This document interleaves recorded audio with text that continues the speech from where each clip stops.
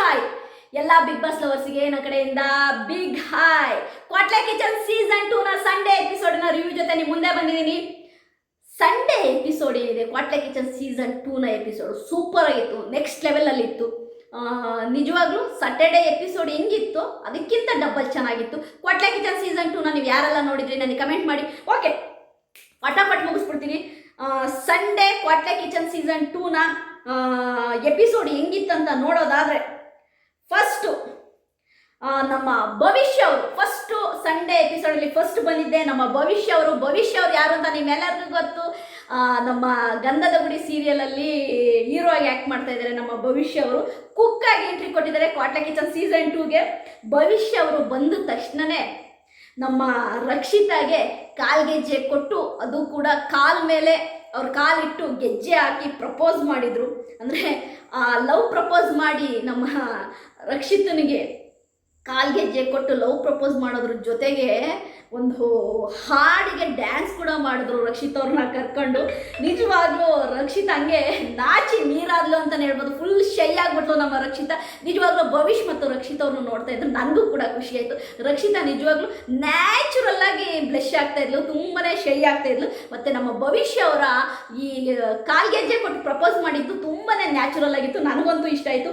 ಅವರು ಡ್ಯಾನ್ಸ್ ಮಾಡಿದ ಹಾಡು ಯಾರು ಗೊತ್ತಾ, ಅದು ನನಗೆ ತುಂಬ ಇಷ್ಟ. ಅವಾರ್ಡು ಒಂದು ಮುಂಜಾನೆ ಅವಾರ್ಡು, ಒಂದು ಮುಂಜಾನೆ ಅಂತಿದೆಯಲ್ಲ, ತುಂಬಾ ರೊಮ್ಯಾಂಟಿಕ್ ಸಾಂಗ್ ಅದು, ನನಗಂತೂ ತುಂಬ ಇಷ್ಟ. ಆ ಸಾಂಗಿಗೆ ಭವಿಷ್ ಮತ್ತು ರಕ್ಷಿತಾ ಶೆಟ್ಟಿ ಅವರು ಡ್ಯಾನ್ಸ್ ಮಾಡಿ ನನಗೆ ತುಂಬ ಕ್ಯೂಟ್ ಆಗಿತ್ತು. ಅದು ಭವಿಷ್ಯರು ರಕ್ಷಿತಾಗೆ ಕಾಲ್ಗೆಜ್ಜೆ ಕೊಟ್ಟು ಪ್ರಪೋಸ್ ಮಾಡಿದ್ದಂತೂ ಎಕ್ಸ್ಟ್ರಾಡಿನರಿ ಆಗಿತ್ತು. ರಕ್ಷಿತಾ ಅಂತೂ ಹಂಗೆ ಕರ್ಗಿ ನೀರಾಗ್ಬಿಟ್ಲು ಅಂತಲೇ ಹೇಳ್ಬೋದು. ಅದಾದ ನಂತರ ನಮ್ಮ ನಿರೂಪಕರು ನಮ್ಮ ಸುಷ್ಮಾ ಅವರು, ಭವಿಷ್ ಇದೇ ಥರ ನವಾಜ್ ಕಳಿಸ್ತೀನಿ, ನವಾಜ್ ಹತ್ರ ನೋಡೋಣ ರೊಮ್ಯಾಂಟಿಕ್ಕಾಗಿ ಡ್ಯಾನ್ಸ್ ಮಾಡು ಅಂದರು. ಭವಿಷ್ ಮತ್ತು ನಮ್ಮ ನವಾಜ್ ಅವರು ಇದು ಶೃಂಗಾರದ ಹೊಂಗೆ ಗಿಡ ಹೂ ಬಿಟ್ಟಿದೆ ಅನ್ನೋ ಒಂದು ಹಾಡಿಗೆ ರೊಮ್ಯಾಂಟಿಕ್ಕಾಗಿ ಡ್ಯಾನ್ಸ್ ಮಾಡೋಕ್ಕೆ ಟ್ರೈ ಮಾಡಿದರು, ಅದು ಬರಲಿಲ್ಲ. ಬಟ್ ಭವಿಷ್ ಅವರು ನಿಜವಾಗ್ಲೂ ಕೂಡ ಬಿಗ್ ಬಾಸ್ನ ಕ್ವಾಟ್ಲೆ ಕಿಚನ್ ಸೀಸನ್ 2ಗೆ ಒಂದು ಗುಡ್ ಕಂಟೆಸ್ಟೆಂಟ್ ಅಂತಲೇ ಹೇಳ್ಬೋದು. ಓಕೆ, ಎರಡನೇ ಕಂಟೆಸ್ಟೆಂಟ್ ಬಂದುಬಿಟ್ಟು ಪುನೀತಾ ಅಂತ, ನಿಮ್ಗೆ ಗೊತ್ತು ಪುನೀತಾ ಅಂತ. ಇವ್ರು ಕುಕ್ಕು ಬಂದುಬಿಟ್ಟು ಅವ್ರ ಮಗಳ ಜೊತೆ ಬಂದಿದ್ದರು. ಮಗಳು ಅಮ್ಮನಿಗೆ ಕಂಗ್ರ್ಯಾಚುಲೇಟ್ ಮಾಡಿದರು. ಮಗಳು ಅಮ್ಮನಿಗೆ ತುಂಬ ಪ್ರೀತಿಯಿಂದ ಕ್ವಾಟ್ಲೆ ಕಿಚನ್ ಸೀಸನ್ 2ಗೆ ವೆಲ್ಕಮ್ ಮಾಡಿದರು ಅಂತಲೇ ಹೇಳ್ಬೋದು. ನನಗೆ ಪುನೀತಾ ಅವ್ರ ಬಗ್ಗೆ ಅಷ್ಟು ಗೊತ್ತಿಲ್ಲ, ಮುಂದಿನ ದಿನಗಳಲ್ಲಿ ನಾವು ತಿಳ್ಕೊಳ್ಳೋಣ, ಸರಿಯಾ. ಥರ್ಡ್ ಬಂದಿದ್ದು ನಮ್ಮ ಮೇಘ ನಮ್ಮ ಮೀನಮ್ಮ, ನಂದಗೋಕುಲದ ಮೀನಮ್ಮ ಬಂದುಬಿಟ್ಟು ಕುಕ್ಕು. ನಮ್ಮ ಮೀನಮ್ಮ ಎಲ್ಲರಿಗೂ ಗೊತ್ತು, ತುಂಬ ಚೆನ್ನಾಗಿ ಅಡುಗೆ ಕಲ್ತಿದ್ದಾರಂತೆ. ಈಗ ಗಂಡನಿಗೋಸ್ಕರವಾಗಿ 2 ವರ್ಷದಿಂದ ಅಡುಗೆ ಕಲ್ತಿದ್ದಾರಂತೆ ನಮ್ಮ ಮೇಘು ಅವರು. ನೋಡೋಣ ಅವ್ರು ಹೇಗೆಲ್ಲ ಅಡುಗೆ ಮಾಡ್ತಾರೆ ಅಂತ. ನಮ್ಮ ಮೇಘ ಮತ್ತು ಹನುಮಂತು ಅವರ ಸ್ವಲ್ಪ ಇದು ಎಂಥದ್ದು ನಡೀತು ಕ್ವಾಟ್ಲೆ, ನಮ್ಮ ಹನುಮಂತು ಕ್ವಾಟ್ಲೆ, ಮೇಘ ಮತ್ತು ಹನುಮಂತವರ ಮಧ್ಯೆ ಒಂದು ಕಾಮಿಡಿ ನಡೀತು. ಮೇಘ ಮತ್ತು ಓಂ ಪ್ರಕಾಶ್ ಅವ್ರ ಮಧ್ಯೆ ನಡೆದಿದೆಯಲ್ಲ, ಕ್ರೇಜ್ ಗುರು, next level. Om Prakash sir ನಿಜವಾಗ್ಲೂ hats off sir, hats off. ಪ್ರತಿ ಸಾರಿಯೂ ಕೂಡ ನಮ್ಮ ಸುಷ್ಮಾ ಅವರು ವೇದಿಕೆ ಕರಿತಾ ಇದ್ರೆ ಓಂ ಪ್ರಕಾಶ್ ಅವ್ರನ್ನ ಒಂದು ಚೂರು ಬೇಜಾರು ಮಾಡ್ಕೊಂಡಂಗೆ, ಅಂಥ ಲೆಜೆಂಡ್ರಿ ಡೈರೆಕ್ಟರ್ ಆಗಿರುವಂಥ ಓಂ ಪ್ರಕಾಶ್ ಅವರು ಪ್ರತಿ ಸಾರಿ ಬಂದು ಪಾಸಿಟಿವ್ ಆಗಿ ತಗೊಂಡವ್ರು ಏನು ಹೇಳಿದ್ರು ಅದನ್ನು ಮಾಡಿ ತೋರಿಸೋರು. ಮೇಘು ಜೊತೆ ಮಾಡಿದಂತಹ ರೊಮ್ಯಾಂಟಿಕ್ ಕುಕ್ಕಿಂಗ್ ಏನಿದೆ ಅದು ನಂಗೆ ತುಂಬ ಇಷ್ಟ ಆಯಿತು. ಮೇಘು ಮತ್ತು ಓಂ ಪ್ರಕಾಶ್ ಅವರು ಮಾಡಿದಂತಹ ಒಂದು ಕಾಮಿಡಿ ನಂಗೆ ತುಂಬ ಇಷ್ಟ ಆಯಿತು. ಅದರಲ್ಲೂ ಓಂ ಪ್ರಕಾಶ್ ಅವ್ರ ಬಗ್ಗೆ ನಿಜವಾಗ್ಲೂ ಹೇಳ್ಬೇಕ್ರಿ, ಮನುಷ್ಯ ಒಂಥರ ಜಾಕ್ರೂಟ್ ಇದ್ದಂಗೆ, ನೋಡೋಕೆ ಒಟ ಕಂಡ್ರು ಮನಸ್ಸು ಒಳ್ಳೇದಿದೆ, ಒಳ್ಳೆ ಕಂಟೆಂಟ್ ಕೊಡ್ತಾರೆ. ನಿಜವಾಗ್ಲೂ ನಾನಂತೂ ಕ್ವಾಟ್ಲೆ ಕಿಚನ್ ಸೀಸನ್ 2 ಅಲ್ಲಿ ಬೆಸ್ಟ್ ಕಂಟೆಸ್ಟೆಂಟು ಓಂ ಪ್ರಕಾಶ್ ಅವರು. ನಿಜವಾಗ್ಲೂ ಓಂ ಪ್ರಕಾಶ್ ಅವರಿಗೆ ಸೂಪರ್, ನನಗೆ ತುಂಬ ಇಷ್ಟ ಆಯ್ತು ನನಗೆ ಓಂ ಪ್ರಕಾಶ್ ಅವರು. ಅದಾದಮೇಲೆ ಓಜಿ ಕ್ವಾಟ್ಲೆಗಳ ಎಂಟ್ರಿ.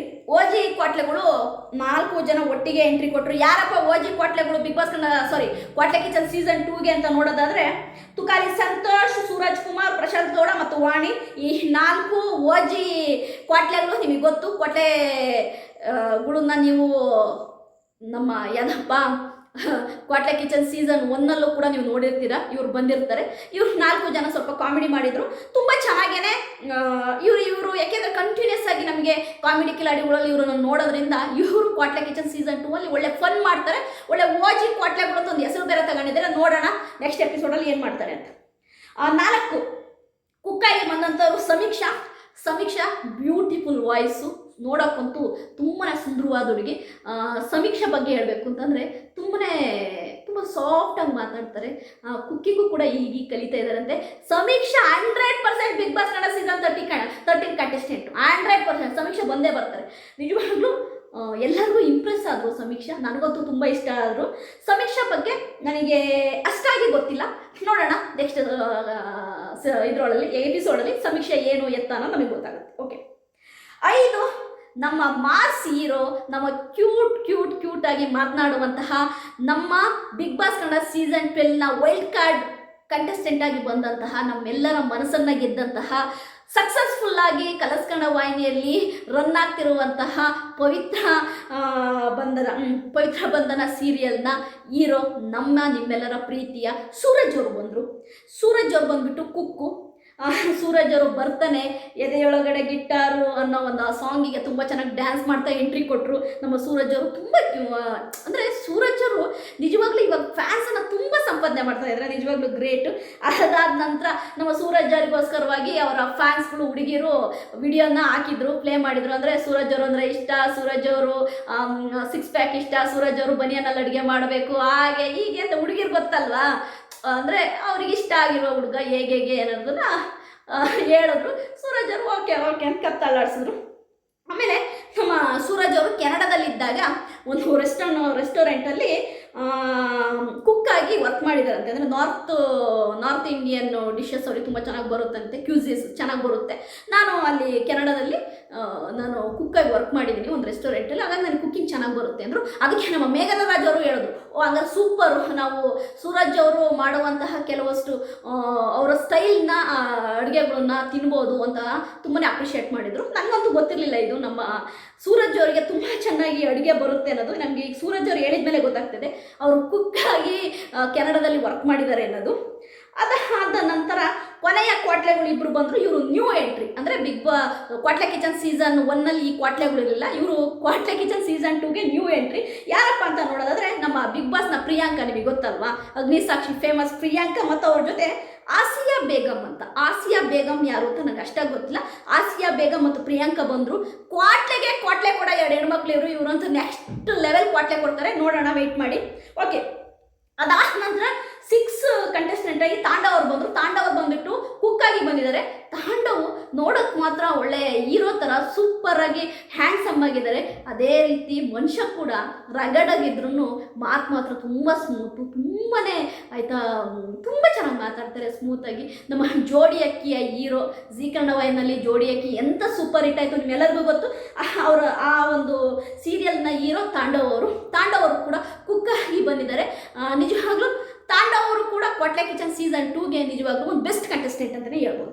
ಅದಾದ ನಂತರ 7ನೇ ಕಂಟೆಸ್ಟೆಂಟು ಎಂಟ್ರಿ ಕೊಟ್ಟರು ರವಿಚೇತನ್ ಅವರು ಬಂದ್ಬಿಟ್ಟು ಕುಕ್ಕು. ನೀವೆಲ್ಲರಿಗೂ ಗೊತ್ತು, ತುಂಬ ಮೂವಿಗಳು ಮಾಡಿದ್ದಾರೆ. ಸ್ವಲ್ಪ ಮನುಷ್ಯ ರಗಡ್ ಮನುಷ್ಯನೇ, ಕುಕ್ಕಾಗಿ ಬಂದಿದ್ದಾರೆ. ನೋಡೋಣ ಎಂಟರ್ಟೈನ್ಮೆಂಟ್ ಮಾಡ್ತಾರೋ, ಕ್ವಾಟ್ಲೆಗಳ ಜೊತೆ ಜಗಳ ಮಾಡ್ತಾರೋ, ಏನೇನು ಮಾಡ್ತಾರೋ ನೋಡೋಣ. ಯಾಕೆ ಅಂತಂದರೆ ತುಂಬ ಸೀನಿಯರ್ ಪರ್ಸನ್ನು, ನೋಡೋಣ ಹೇಗೆ ಮಿಂಗಲ್ ಆಗ್ತಾರೆ ಅನ್ನೋದು. ಅದಾದ ನಂತರ ನಮ್ಮ ಸುಷ್ಮಾ ಅವ್ರು ಹೇಳ್ತಾರೆ, ಬಿಗ್ ಬಾಸ್ ಒಂದು ಬಿಗ್ ಬಾಸೇ ಬರುತ್ತೆ. ಕ್ವಾಟ್ಲೆ ಕಿಚನ್ ಸೀಸನ್ 2ನಲ್ಲಿ 10 ಕ್ವಾಟ್ಲೆಗಳು 10 ಕುಕ್ಕುಗಳಿದ್ದಾರೆ. ಈಗ ಸ್ಯಾಟರ್ಡೆ ಬರುವಂತಹ ಕುಕ್ಕುಗಳು ಯಾರು, ಸಂಡೇ ಬರುವಂತಹ ಕುಕ್ಕುಗಳು ಯಾರು ಅನ್ನೋದನ್ನು ಈ ಒಂದು ಕಲರ್ಸು ಕೊಡ್ತೀವಿ. ಯಾರಿಗೆ ಈ ಕಲರ್ ಬರುತ್ತೆ ಆ ಕಲರ್ ಪ್ರಕಾರವಾಗಿ ಸ್ಯಾಟರ್ಡೆ ಸಂಡೇನ ವಿಂಗಡಣೆ ಮಾಡೋಣ. ಅಂದರೆ ಏಕೆಂದರೆ ಸ್ಯಾಟರ್ಡೆ ಎಪಿಸೋಡಿಗೆ ಒಂದು 5 ಜನ ಕುಕ್ಕುಗಳು, ಸಂಡೇ ಎಪಿಸೋಡಿಗೆ ಒಂದು 5 ಜನ ಕುಕ್ಕುಗಳು ಅಂತಂದರೆ ಸಖತ್ ಶನಿವಾರ, ಭರ್ಜರಿ ಭಾನುವಾರ ಅಂತ ಹೆಸರಿಟ್ಟಿದ್ದಾರೆ. ಸಖತ್ ಶನಿವಾರ, ಭರ್ಜರಿ ಭಾನುವಾರ ಅಂತ ಹೆಸರಿಟ್ಟಿದ್ದಾರೆ. ಹಾಗಾದ್ರೆ ಸಖತ್ತು ಶನಿವಾರಕ್ಕೆ ಬರೋರು ಯಾರ್ಯಾರಪ್ಪ ಅಂತಂದರೆ, ಸಖತ್ ಶನಿವಾರಕ್ಕೆ ಬರೋರು ಮೇಘ, ನಮ್ಮ ಮೀನಮ್ಮ ಅವರು ಸ್ಯಾಟರ್ಡೆ ಬರ್ತಾರೆ. ಅದೇ ರೀತಿ ನಮ್ಮ ಸಮೀಕ್ಷಾ ಸ್ಯಾಟರ್ಡೆ ಬರ್ತಾರೆ. ರಕ್ಷಿತಾ ಶೆಟ್ಟಿ ಸ್ಯಾಟರ್ಡೆ ಬರ್ತಾರೆ. ಅದೇ ರೀತಿ ನಮ್ಮ ಭವಿಷ್ಯ ಸ್ಯಾಟರ್ಡೆ ಬರ್ತಾರೆ. ಇಷ್ಟು ಜನ ಕಂಟೆಸ್ಟೆಂಟ್ಗಳು ಸ್ಯಾಟರ್ಡೆ ಕುಕ್ಕಾಗಿ ಬರ್ತಾರೆ. ಯಾಕಂದರೆ 2 ಎಪಿಸೋಡ್ ಆಗಿರೋದನ್ನ ಡಿವೈಡ್ ಮಾಡಿದ್ದಾರೆ. ಸಂಡೇ ಎಪಿಸೋಡಿಗೆ ಅಂದರೆ ಭರ್ಜರಿ ಭಾನುವಾರಕ್ಕೆ ಬರೋರು ಯಾರಪ್ಪ ಅಂತ ನೋಡೋದಾದರೆ, ಸಂಡೇ ತಾಂಡವ್ ಇರ್ತಾರೆ, ಸಂಡೇ ಓಂ ಪ್ರಕಾಶ್ ಇರ್ತಾರೆ, ಸಂಡೇ ಕಾವ್ಯಶ್ರೀ ಗೌಡ ಇರ್ತಾರೆ. ಅದೇ ರೀತಿ ನಮ್ಮ ಯಾರಪ್ಪ ಪುನೀತಾ ಇರ್ತಾರೆ ಸಂಡೇ, ಸಂಡೇ ನಮ್ಮ ಸೂರಜ್ ಅವರು ಇರ್ತಾರೆ, ಇಷ್ಟು ಜನ ಸಂಡೇ ಇರ್ತಾರೆ. ಸರಿಯಾ? ಒಟ್ಟಾರೆಯಾಗಿ ನಾನು ನಿಮಗೆ ಆಲ್ಮೋಸ್ಟು ಎಲ್ಲರ ಒಂದು ಇದನ್ನು ಕೊಟ್ಟಿದ್ದೀನಿ. ನಾನು ಪ್ರತಿಯೊಬ್ಬರದೂ ನಾನು ನಿಮಗೆ ಹೇಳಿದ್ದೀನಿ ಯಾರ್ಯಾರು ಬರ್ತಾರೆ ಅನ್ನೋದನ್ನು.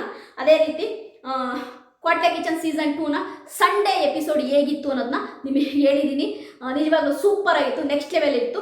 ಅದೇ ರೀತಿ ಕ್ವಾಟ್ಲೆಗಳು ಕೂಡ ಡಿವೈಡ್ ಆಗಿರ್ತಾರೆ, ಅಂದರೆ ಸ್ಯಾಟರ್ಡೇ ಯಾರು ಬರ್ತಾರೆ, ಸಂಡೇ ಯಾರು ಬರ್ತಾರೆ ಅಂತ. ಬಟ್ ಕ್ವಾಟ್ಲೆಗಳು ಕುಕ್ಕುಗಳ ಥರ ಹಂಗಲ್ಲ, ಅವರು ಶಫಲ್ ಆಗ್ತಾ ಇರ್ತಾರೆ. ಅಂದರೆ ಸಂಡೇ ಮತ್ತು ಸ್ಯಾಟರ್ಡೇ ಶಫಲ್ ಆಗ್ತಾ ಇರ್ತಾರೆ. ಅಂದರೆ TRP ಹೇಗೆ ವರ್ಕೌಟ್ ಆಗುತ್ತೆ ಅನ್ನೋದ್ರ ಮೇಲೆ ಶಫಲ್ ಮಾಡ್ತಾ ಇರ್ತಾರೆ. ಮತ್ತು ಜೋಡಿ ಕೂಡ ಹಂಗೇನೆ. ಈಗ ಯಾರು ಈಗ ರಕ್ಷಿತಾ ಜೊತೆ ಇದ್ದಂಥ ಕ್ವಾಟ್ಲೆ ಇನ್ನೊಬ್ರಿಗೆ ಹೋಗ್ಬೋದು, ಇನ್ನೊಬ್ರ ಜೊತೆ ಇದ್ದ ಕ್ವಾಟ್ಲೆ ರಕ್ಷಿತಾಗೆ ಬರ್ಬೋದು, ಇಲ್ಲ ಭವಿಷ್ಯ ಹತ್ರ ಇರುವಂಥ ಕ್ವಾಟ್ಲೆ ಇನ್ನೊಬ್ರಿಗೆ ಹೋಗ್ಬೋದು, ಇನ್ನೊಬ್ರ ಹತ್ರ ಇರೋ ಕ್ವಾಟ್ಲೆ ಇನ್ನೊಬ್ರಿಗೆ. ಅಂದರೆ ಹೆಂಗೆ ಅವರ ಕೆಮಿಸ್ಟ್ರಿ ಮತ್ತು ಅವರ ಬಾಂಡಿಂಗ್ ಹೆಂಗೆ, ಅವ್ರನ್ನ ಎಷ್ಟು ಜನ ನೋಡ್ತಾರೆ, ಅವರು ಯಾವ ಥರ ಎಲ್ಲ ಎಂಟರ್ಟೈನ್ಮೆಂಟ್ ಮಾಡ್ತಾರೆ, ಅದ್ರ ಮೇಲೆ ಕ್ವಾಟ್ಲೆಗಳು ಮತ್ತು ಕುಕ್ಕುಗಳು ಶಫಲ್ ಆಗ್ತಾ ಇರ್ತಾರೆ. ನೋಡೋಣ ಕ್ವಾಟ್ಲೆ ಕಿಚನ್ ಸೀಸನ್ 2ನ ಸಂಡೇ ಎಪಿಸೋಡಿನ ರಿವ್ಯೂ ಇದು ಏನೇ ಆಯಿತಾ. ಬಿಗ್ ಬಾಸು ಇವಾಗ ಬಿಗ್ ಬಾಸ್ ಕನ್ನಡ ಸೀಸನ್ 13 ಆಯಿತಾ, ಪ್ರೊಮೋ ಬಂದಿದೆ, ಎಲ್ಲ ಬಂದರೂ ಕೂಡ ನಾನು ನಿಮ್ಮೆಲ್ಲರಿಗೂ ಪ್ರಾಮಿಸ್ ಮಾಡಿದ್ದೆ ಕ್ವಾಟ್ಲೆ ಕಿಚನ್ ಸೀಸನ್ 2ನ ರಿವ್ಯೂ ಮಾಡ್ತೀನಿ ಅಂತ. ಯಾಕೆ ಅಂತಂದರೆ ನಿಜವಾಗ್ಲೂ ಕೂಡ ತುಂಬ ಚೆನ್ನಾಗಿದೆ ಕ್ವಾಟ್ಲೆ ಕಿಚನ್ ಸೀಸನ್ 2, ತುಂಬಾ ಎಂಟರ್ಟೈನ್ಮೆಂಟ್ ಆಗಿದೆ, ಎಲ್ಲರೂ ನೋಡಿ ಅಂತೀನಿ. ನನ್ನ ಕ್ವಾಟ್ಲೆ ಕಿಚನ್ ಸೀಸನ್ 2ನ ರಿವ್ಯೂ ನಿಮಗೆ ಇಷ್ಟ ಆಯಿತು ಅಂದರೆ ಲೈಕ್ ಮಾಡಿ, ಸಬ್ಸ್ಕ್ರೈಬ್ ಮಾಡಿ. ಬಾಯ್.